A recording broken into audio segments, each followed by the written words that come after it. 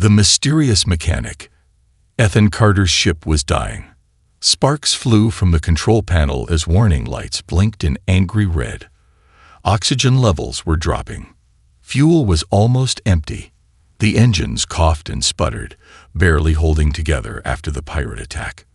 His only hope, a small, abandoned space station floating in the darkness of space. It looked old, covered in rust and debris, like no one had lived there for years. But his ship's sensors picked up a faint energy signal. Someone, or something, was inside. Ethan took a deep breath, grabbed his emergency gear, and guided his ship toward the landing bay. The ship groaned as it touched down, metal scraping against metal. The doors barely opened, and cold, stale air rushed inside. The place was silent. Too silent. A station that should be empty. Ethan stepped out, holding a small flashlight. His boots echoed against the metal floor, the sound bouncing off the empty halls. He could see old control panels, dusty crates, and broken machinery. "Hello," he called. No answer. He walked forward carefully. There were signs that someone had been here. Half-eaten food wrappers, a pile of old tools, a flickering light panel. But there was no sign of life. Then, a clanking noise came from the far end of the hall. Ethan froze. His hand moved toward his sidearm. Something was moving. The noise grew louder. Heavy footsteps, metal scraping against metal. Then, from the shadows, a tall figure emerged. The four-armed alien. Ethan's first instinct was to step back. The figure was massive, standing at least 7 feet tall. Its body was covered in a thick, dark exoskeleton, like armor. It had 4 muscular arms, each one gripping a different tool: a welding torch, a wrench, a datapad, and a strange-looking plasma cutter. Its eyes glowed yellow, staring directly at Ethan. For a long moment, neither of them spoke. Then, in a deep mechanical-sounding voice, the creature finally said, "You're leaking coolant." Ethan blinked. Of all the things he expected an alien to say, that was not one of them. "What?" he asked. The alien pointed at Ethan's ship. Smoke was rising from the engine vents. A small puddle of coolant was spreading across the floor. "I can fix it," the alien said, "but it will cost you." A dangerous offer. Ethan hesitated. He didn't trust this creature. He had never seen an alien like this before. It wasn't one of the common species he had worked with. And why was it here, alone, in a dead station? But he had no choice. His ship was broken. He wasn't getting out of here without help. "What do you want?" Ethan asked. The alien didn't answer right away. It put its tools away, then walked toward a massive workbench at the side of the hangar. There were half-built machines, scavenged ship parts, and strange devices Ethan didn't recognize. "My name is Zirak," the alien said, without looking at him. "I am a mechanic.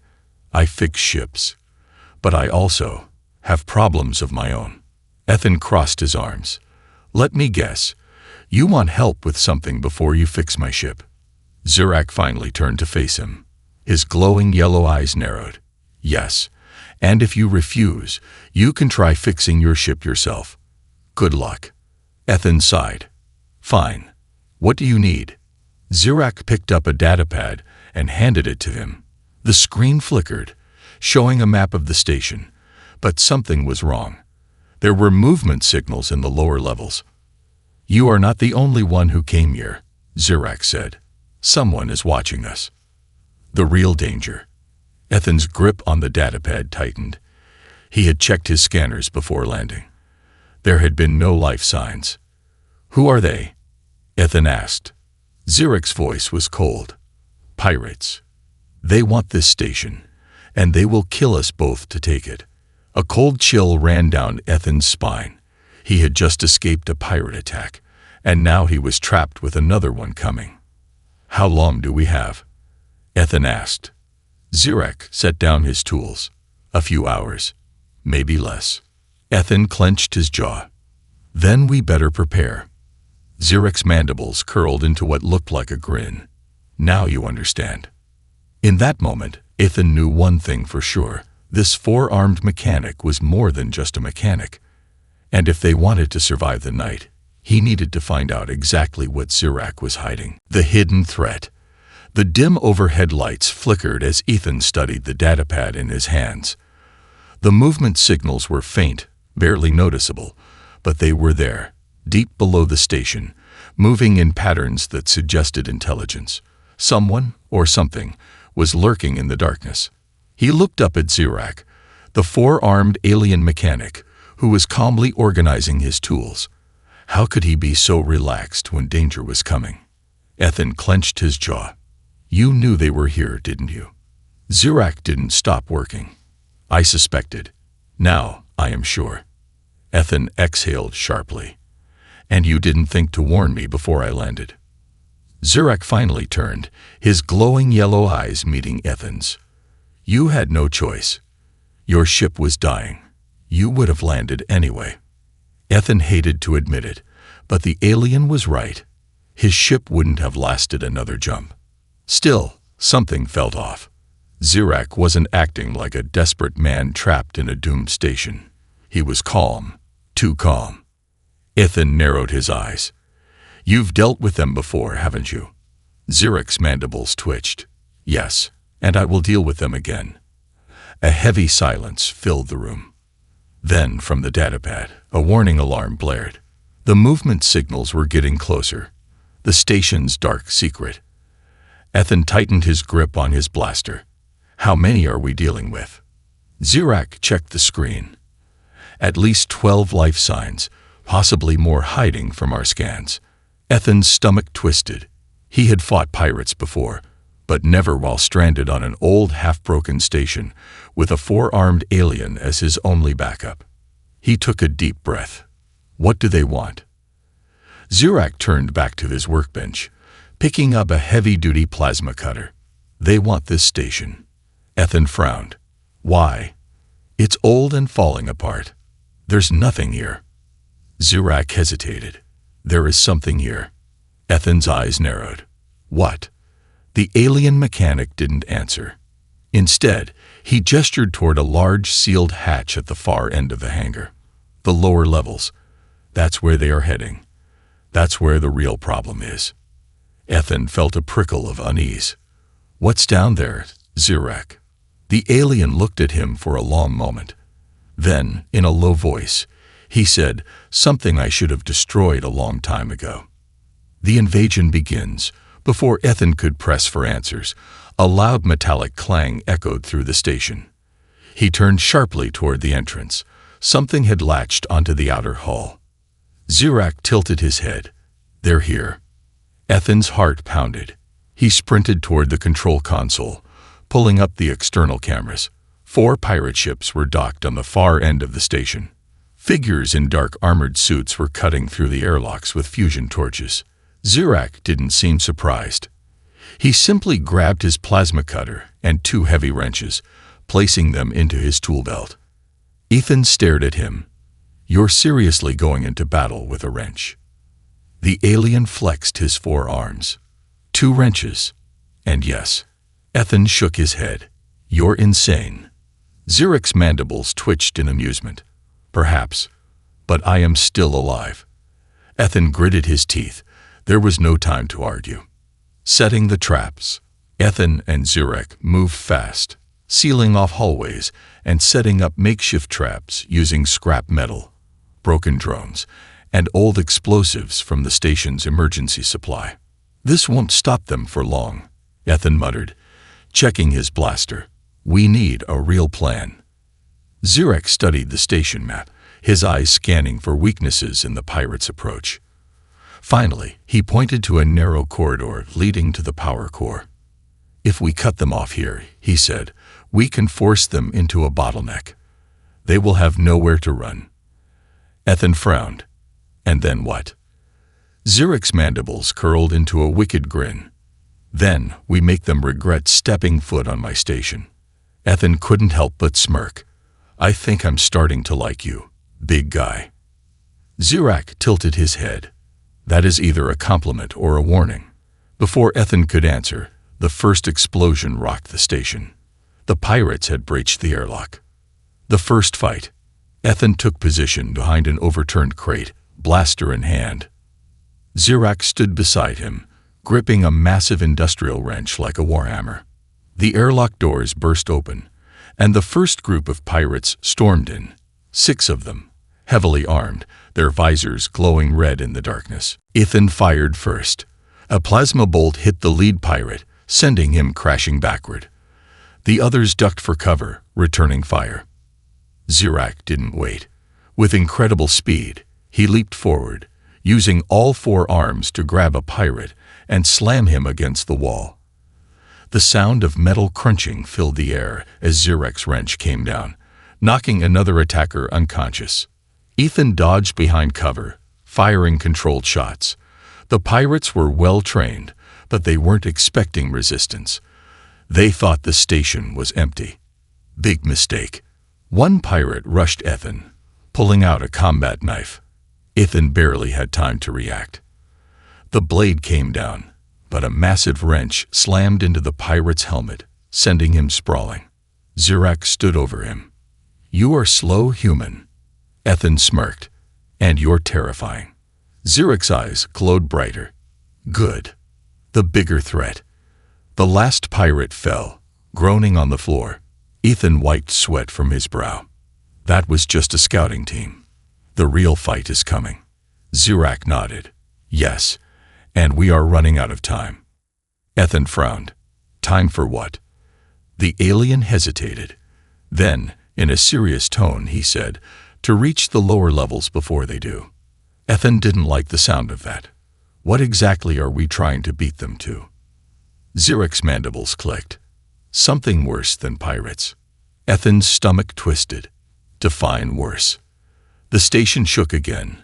Another breach alarm sounded. More pirates were coming.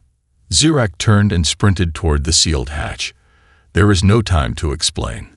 Follow me or die here." Ethan gritted his teeth. He hated being kept in the dark. But right now, Zirak was his only shot at survival. With one last look at the fallen pirates, he ran after the 4-armed alien mechanic, straight into the unknown. Battle in the junkyard. The station trembled as another explosion rocked the upper levels. Ethan gritted his teeth, gripping his blaster tightly as he followed Zirak down a dimly lit corridor. The 4-armed alien mechanic moved fast, his heavy footfalls echoing against the metal floor. "How many more of them are coming?" Ethan asked, his breath heavy. Zirak didn't look back. "More than we can fight head-on. We need to be smarter than them." Ethan muttered under his breath. "Great, and here I was hoping for a fair fight." Zirak's mandibles twitched in amusement, but his voice remained serious. "Fair fights are for fools. We survive by using what we have." Ethan exhaled sharply. "And what do we have?" Zirak suddenly stopped and pointed to a large bulkhead door at the end of the corridor. It was old, rusted, and covered in grime, but still functional. "The junkyard," Zirak said. Ethan frowned. "You have a junkyard?" Zirak placed his hand on the control panel, and the doors groaned open. A gust of stale air rushed past them as the station's maintenance bay came into view, and Ethan finally understood what Zirak meant. The graveyard of ships.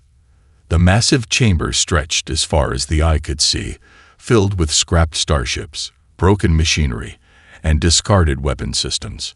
Old fighter jets lay in pieces, their hulls stripped bare. Heavy cargo containers, some still intact, were stacked in uneven towers. A few deactivated security drones hung from the ceiling, their power cores long dead. This is a battlefield waiting to happen," Ethan said, scanning the room. Zirak nodded. "And we are about to turn it into one." Ethan smirked. "I like the way you think, big guy." Zirak's yellow eyes glowed brighter. "Then let us begin." Setting the ambush. Ethan and Zirak moved quickly, using whatever they could find to set up traps, explosives, and ambush points. They booby-trapped the corridors leading into the junkyard, with welding torches rigged to explode if the pirates crossed them. They reprogrammed 2 old turret guns, setting them on manual override, so they could fire at just the right moment. Zirak pulled out a salvaged energy shield, positioning it in the center of the junkyard as a fallback point. Ethan loaded a plasma rifle he had found in the wreckage. "This plan better work," he muttered. Zirak picked up a massive industrial wrench, twirling it in one of his hands. "It will, or we die." Ethan rolled his eyes. Comforting. The pirates arrive. The first sign of trouble was a distant banging sound. Metal boots against steel floors. Ethan crouched behind a pile of scrap metal, gripping his weapon. Zirak was beside him, completely still, his 4 arms holding different tools: a plasma cutter, a heavy wrench, an EMP grenade, and a small remote device. Ethan peeked over the edge. The pirates had arrived. A group of 8 armed fighters moved into the junkyard, their red visor helmets glowing in the darkness. Their leader, a tall, muscular woman in reinforced armor, raised her rifle and scanned the area. "Spread out," she ordered. "They're hiding in here somewhere." Ethan held his breath as the pirates fanned out, stepping deeper into the junkyard. They had no idea that they were walking into a death trap. The first strike. Ethan waited until the pirates had moved far enough into the ambush zone. Then he whispered, "Now." Zirak pressed a button on his remote. A massive explosion erupted behind the pirates as the rigged welding torches detonated, sending a wave of flames and shrapnel in all directions. 2 pirates were instantly thrown off their feet, their armor scorched. Before the others could react, Zirak activated the turret guns. The turrets roared to life, firing a stream of energy bolts that cut through the air like lightning. 2 more pirates fell, caught off guard. Ethan sprang from cover, taking aim and firing a clean headshot on a pirate who was still reeling from the explosion. The remaining pirates scrambled for cover, realizing too late that they had walked into a trap. Zirak unleashed. 1 pirate charged at Zirak, raising a blade. Zirak reacted with inhuman speed. With 1 upper arm, he blocked the strike. With his lower arm, he slammed the pirate's face with a wrench, sending him crashing to the ground. Another pirate opened fire, but Zirak dodged sideways, his 4 arms moving like a blur. He threw the EMP grenade, disabling the pirate's rifle. Then, without hesitation, he grabbed the man by the helmet and smashed him into a cargo crate. Ethan couldn't help but stare. "Okay, remind me to never piss you off." Zirak didn't answer. He was already moving to the next target. The final stand. The pirate leader, the armored woman, was still standing. She ducked behind cover, waiting for an opening. She was smarter than the rest. She knew that if she played this wrong, she was dead. Ethan could see her adjusting something on her wrist, a signal beacon. "She's calling for backup," Ethan shouted. Zirak threw his wrench, and it slammed into the beacon, shattering it before she could send the signal. The pirate leader cursed. Then, in a final act of desperation, she pulled out a thermal grenade and hurled it toward Zirak. The explosion was massive, sending both Ethan and Zirak flying backward. Ethan hit the ground hard, his vision spinning. His ears rang from the blast. His arms felt like dead weight. Through the smoke, he could barely see Zirak pushing himself up, his exoskeleton scorched but still intact. The pirate leader staggered forward, pulling out a blade. Zirak didn't hesitate. With 1 swift motion, he grabbed a nearby piece of broken ship plating and hurled it like a discus. The metal sheet sliced through the air, hitting the pirate leader in the chest with enough force to knock her clean off her feet. She didn't get back up. The aftermath. Ethan coughed, pushing himself up. That was insane. Zirak wiped soot from his exoskeleton. That was necessary. Ethan looked around at the bodies. "Think that's the last of them." Zirak's eyes dimmed slightly. "No, the real threat is still coming." Ethan frowned. "You mean the pirate leader's boss?" Zirak shook his head. "No." He turned toward the sealed lower levels of the station. "I mean the thing they came here to find." Ethan's stomach tightened, And what exactly are we dealing with? Zirek's mandibles clicked. Something I should have destroyed long ago. Escape plan gone wrong. The battle in the junkyard was over, but Ethan Carter knew they had no time to celebrate. He wiped the sweat and grime from his face, glancing at the fallen pirates. The air smelled of burned metal and scorched flesh. Smoke still curled from the wreckage of their makeshift battlefield. Zirek stood tall beside him, his forearms covered in soot, his breathing steady. He wasn't even tired. Ethan groaned as he pushed himself up. His ribs ached, his legs felt like lead, but the fight wasn't over. "All right, big guy," Ethan muttered, checking his weapon. What the hell were these pirates really after? Zirek turned his glowing yellow eyes toward the massive sealed hatch at the far end of the junkyard. It was old and reinforced, covered in warning signs written in an alien language Ethan didn't recognize. "The answer," Zirek said, "is behind that door." Ethan's stomach twisted. He had a bad feeling about this. A door that should never be opened. Ethan walked toward the hatch, running his fingers over the thick steel surface. The metal was cold, almost too cold for something exposed to open air. He could feel a strange vibration humming beneath his fingertips. This isn't just a door, he realized. It's a containment unit. Zirek gave a slow nod. "It is." Ethan took a step back. "And you didn't think to mention that before." Zirek's mandibles twitched. "You never asked." Ethan let out a frustrated sigh. "So what's behind it?" Zirek hesitated for the first time. "Something dangerous. Something unnatural." Ethan folded his arms. "You're going to have to do better than that, buddy." Zirek sighed, stepping closer. "A long time ago, this station wasn't abandoned. It was an experimental facility. Scientists worked here, developing new biotech weapons. They made something they couldn't control." Ethan's stomach sank. "You're telling me there's a damn bioweapon locked up behind this door?" Zirek's voice was grim. "Yes, and the pirates came here to steal it." Ethan ran a hand through his hair. "Let me guess, if they get their hands on it, the entire sector is screwed." Zirek nodded. "That is correct." Ethan clenched his fists. "So what do we do?" Zirek flexed his arms. "We destroy it before they can take it." Ethan exhaled sharply. "Great, just another day in space, huh?" A desperate plan. Before they could act, a loud explosion rocked the station again. Ethan and Zirek turned sharply toward the junkyard entrance. More pirates were coming. A voice crackled through the station's old intercom system. A deep, menacing voice. "I know you're still alive in there, mechanic," the voice growled. "And I know what you're trying to do. You will not succeed." Ethan looked at Zirek. "Who the hell is that?" Zirek's mandibles tightened. "Commander Vex." Ethan's stomach dropped. He had heard that name before. Vex was a high-ranking warlord, known for leading brutal raids across the sector. Vex's voice continued. "I have 24 men and a warship orbiting above this station. You cannot escape. Surrender now, and I might let you live." Ethan scoffed. "Yeah, that sounds like a lie." Zirek ignored the message and turned to Ethan. "We cannot fight them all. We need another plan." Ethan smirked.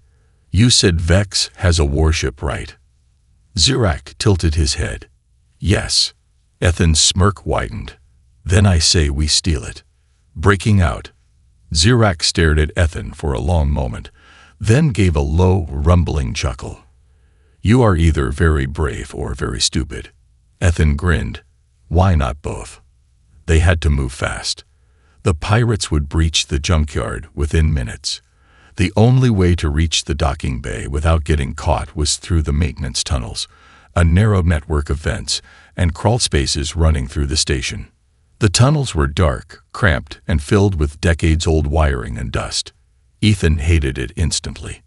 "Remind me to never do this again," he muttered, crawling behind Zirek. Zirek barely fit inside. His large frame moved awkwardly through the space, his forearms pulling himself forward. This is why I never use these. Ethan rolled his eyes. Yeah, well, we don't exactly have a lot of options. Halfway through the tunnel, Ethan heard something strange. A low, chittering noise. He froze. Did you hear that? Zirak paused. Yes. A heavy silence followed. Then something moved in the shadows ahead of them. A sickening clicking sound echoed through the tunnel. Zirak tensed. We are not alone. The horror in the darkness. Before Ethan could react, a shape lunged at them from the shadows.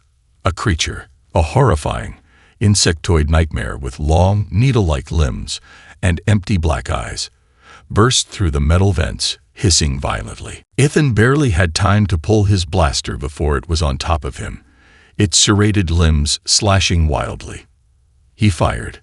The plasma shot burned into its chitinous exoskeleton, but it kept coming. Zirak grabbed the creature with all four arms, struggling to hold it back. The monster shrieked, its mandibles snapping. What the hell is this thing? Ethan shouted, kicking it off. Zirak grunted.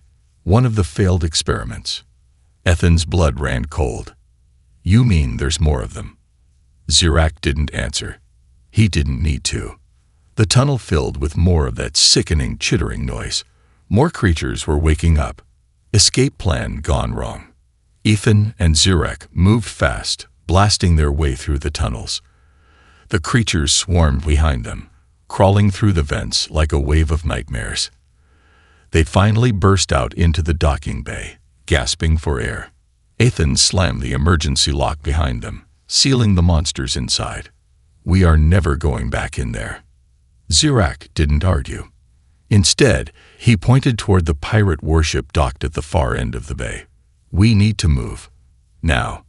Ethan nodded. Right. Steal the ship, get the hell out, and... He stopped. His stomach dropped. Standing at the entrance of the warship was Commander Vex himself. The warlord was massive, his armor plated with black steel, his red cybernetic eyes glowing like fire. He held a massive energy blade in one hand, and in the other, he pointed a gun directly at Zirak. You're not going anywhere, Vex growled. Ethan and Zirak froze. They were trapped. And this time, there was no way out. The mechanic's secret passed. Ethan Carter's muscles tensed as he locked eyes with Commander Vex. The warlord's glowing red cybernetic eyes burned like twin embers in the dim docking bay. Vex stood tall, his massive black armor reflecting the station's emergency lights. His right arm, a mechanical replacement, gripped a high-powered energy rifle, aimed directly at Zirak's chest. In his other hand, he held a crackling energy blade, its violet glow pulsing ominously. Behind him, a squad of heavily armed pirates stood ready, their weapons raised. Ethan gritted his teeth. This wasn't a fight they could win. Not here, not now. Zirak, however, stood firm. His four arms remained relaxed at his sides, but Ethan could tell he was calculating, looking for a way out.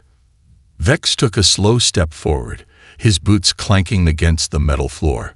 I have to admit, mechanic, he said, his voice deep and layered with synthetic distortion. You're more trouble than you're worth. Zirak didn't move. I could say the same about you, Vex. Vex let out a low chuckle, still sharp-tongued after all these years. That's good. It means you're still useful. His cybernetic eye scanned Zirak, glowing as it processed data. Ethan frowned. Still useful. He looked between them. What the hell is he talking about? Vex grinned. Ah, your human friend doesn't know, does he?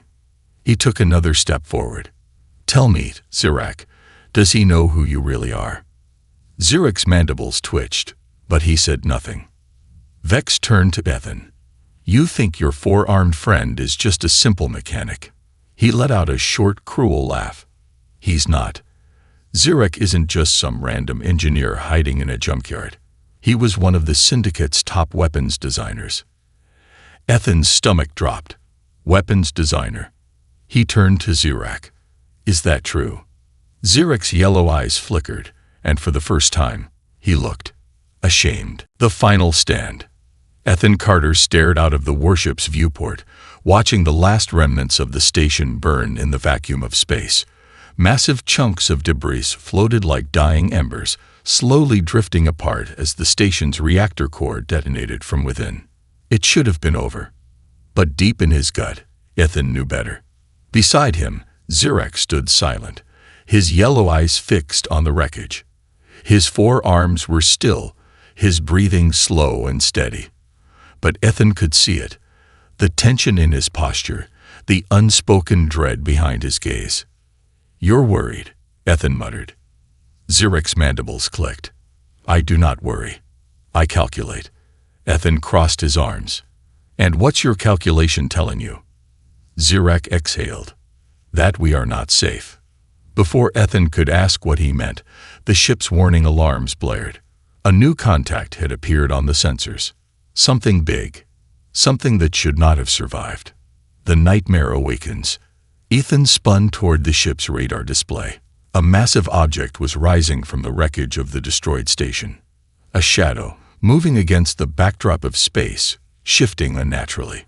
The remaining pieces of the station drifted around it, as if being pulled in by an invisible force. Ethan's breath hitched. "Tell me that's just a chunk of debris." Zirek's voice was grim. "No, it is the creature." Ethan felt his skin go cold. "You mean?" "Yes," Zirek said. "The bioweapon survived." And then it opened its eyes. The horror in space. A pair of glowing blood-red eyes ignited in the darkness, staring directly at them. The creature was colossal, its twisted, insectoid body pulsing with raw energy. Its chitinous skin looked like it had merged with pieces of the station, absorbing metal and wires into its own grotesque form. Long, serrated limbs extended outward, each tipped with razor-sharp claws, designed for one thing: to tear through starships like paper. Ethan's throat tightened. "You built that thing." Zirek's voice was quiet. "I helped create it. I did not control it." The creature tilted its head, as if recognizing Zirek. Then, with an ear-piercing shriek, it lunged. A desperate escape. "Move! Move!" Ethan shouted, grabbing the ship's controls. Zirek slammed his upper arms onto the emergency thrusters, and the ship lurched forward, narrowly avoiding one of the creature's limbs as it sliced through the void. The ship's hull shook violently as the beast's massive claws scraped against it. Sparks flew. Warning systems screamed. Ethan gritted his teeth as he fought against the controls. "I really hate this thing." Zirek's mandibles tightened. "We must lure it away from populated space. If it reaches a colony, millions will die." Ethan's hands flew across the control panel. "Right. Any brilliant ideas on how we kill an unstoppable nightmare from hell?" Zirek's eyes flickered with something dangerous. "Yes, we kill it with fire." Ethan blinked. "What?" Zirek's arms moved rapidly, typing into the ship's weapon systems. "I have studied its biology. It is highly resistant to energy-based weapons, but it is vulnerable to extreme heat." Ethan's stomach twisted. "You're saying we need to burn it alive?" Zirek nodded. "Yes. But we need a star." Ethan's eyes widened. "Wait, you want to drag it into a sun?" Zirek simply said, "Yes." Ethan exhaled. "You're insane." "I love it." The chase through the void. Ethan punched the engines to full power, sending the warship rocketing away from the creature. The monster screeched in fury, unfolding massive chitinous wings and giving chase. "Zirek, find me the closest star," Ethan yelled. Zirek's hands moved fast over the console. "Nearest stellar object is a Class M red dwarf, distance 14 minutes at maximum speed." Ethan winced. Not fast enough. The creature was gaining on them, its limbs slicing through the blackness of space with unnatural speed. And then Ethan had an idea. "Wait," he said. "Can we jettison fuel?" Zirek tilted his head. "You intend to?" "Yes." Ethan grinned. "We make a trail of fuel, light it up, And slow that bastard down. Zirac nodded. A crude but effective method. Ethan hit the release. A stream of highly flammable fuel vented from the ship's rear. Then Zirac fired a single shot into it. The trail ignited instantly, becoming a raging inferno in the void. The creature shrieked in pain, its body twisting as it pulled away from the flames. Ethan whooped. It worked. But Zirac wasn't smiling. It will not stop it. Only slow it. Ethan's joy vanished. Then let's finish this. The last gambit. The red dwarf came into view, its blazing surface boiling with violent solar flares. Ethan's hands shook on the controls. All right. How do we make sure it follows us into the fire? Zirac's mandibles tightened. I will go. Ethan froze. What? Zirac stepped forward, removing his tool belt and placing it on the console. The creature is hunting me. If I leave the ship, it will follow. Ethan's chest tightened. You can't be serious. You'll die. Zirac placed a hand on Ethan's shoulder. I was dead the moment I created that thing. This is how I make it right. Ethan clenched his fists. No, we find another way. Zirac's eyes softened. This is the way. And before Ethan could stop him, Zirac opened the airlock and leaked into space. A hero's last stand. The monster immediately changed direction, charging after Zirac. Ethan watched, heart pounding, as Zirac dove toward the burning star, his 4 arms outstretched. The creature lunged after him, completely fixated. And then, in his last moment, Zirac activated a stolen warhead strapped to his chest. The explosion detonated directly against the creature's face, sending it spiraling straight into the roaring inferno of the sun. The monster shrieked one last time, and then it was gone, consumed by the star's blazing fury. Ethan sat frozen, staring at the screen in shock. Zirac was gone. The station was gone. The nightmare was over. A new beginning. Ethan took a shaky breath.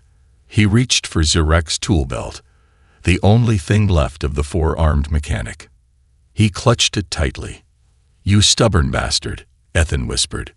Then he set a course for the next adventure. A new beginning. Ethan Carter sat in the silent cockpit, staring at the empty void where Zirac had vanished. The red dwarf star still burned in the distance, its fiery corona pulsing with raw energy. The monstrous bioweapon, Zirac's greatest mistake, was gone, consumed by the inferno. But so was Zirac. Ethan felt a tightness in his chest. The 4-armed alien mechanic had been more than just an ally. He had been a friend. And now he was just another name on the long list of people Ethan had lost. The warship's systems beeped softly, breaking the silence. A proximity alert. Ethan's fingers twitched over the console, expecting another enemy. Instead, he found something unexpected. A small transponder signal, broadcasting a single line of alien text. Ethan's brow furrowed. What the hell? He activated the signal, and a familiar voice crackled through the speakers. If you are hearing this, it means I am either dead or very, very lucky. Ethan's heart skipped a beat. A message from the dead. Zirac's voice continued, slightly distorted by static. Ethan Carter. If I did not survive, know this, I did not die with regret. I made my choice, and I would make it again. Ethan swallowed the lump in his throat. But if I did survive, then I will be waiting. Ethan sat up straight. Wait. What? He replayed the message, scanning the transmission for coordinates. There it was, a distress beacon, weak but active, somewhere beyond the red dwarf star. Ethan's pulse quickened. No way. There was a chance, a small chance, but a chance nonetheless. Zirac might be alive. A race against time. Ethan slammed the engines to full power, blasting toward the beacon. His mind raced. Zirac had jumped into the inferno, detonating the warhead to drag the creature with him. How could he have survived? The warship's sensors scanned ahead, and Ethan finally saw it.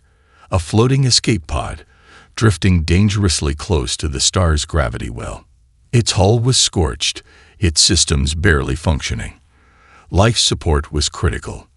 No response from inside. Ethan's gut twisted. He's still in there. He activated the ship's tractor beam, locking onto the pod and pulling it into the cargo bay. Please be alive, big guy. The rescue.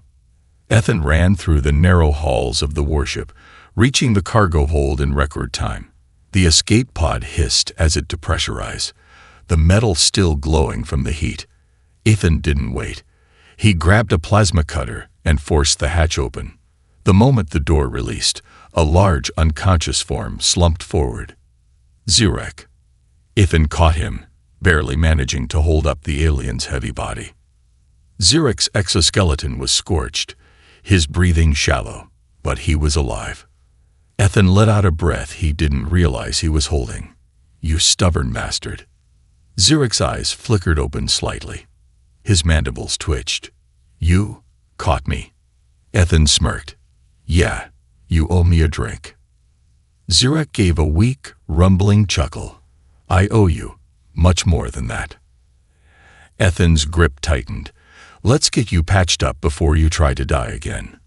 The aftermath. Hours later, Zurek lay in the ship's med bay, his wounds treated, his breathing steady. Ethan sat beside him, arms crossed.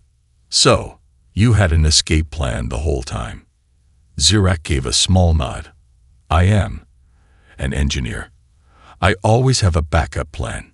Ethan let out a short laugh. Next time, tell me before you do something that insane. Zurek's mandibles twitched. I will. Consider it. For a long moment, they sat in comfortable silence, the weight of everything that had happened settling in.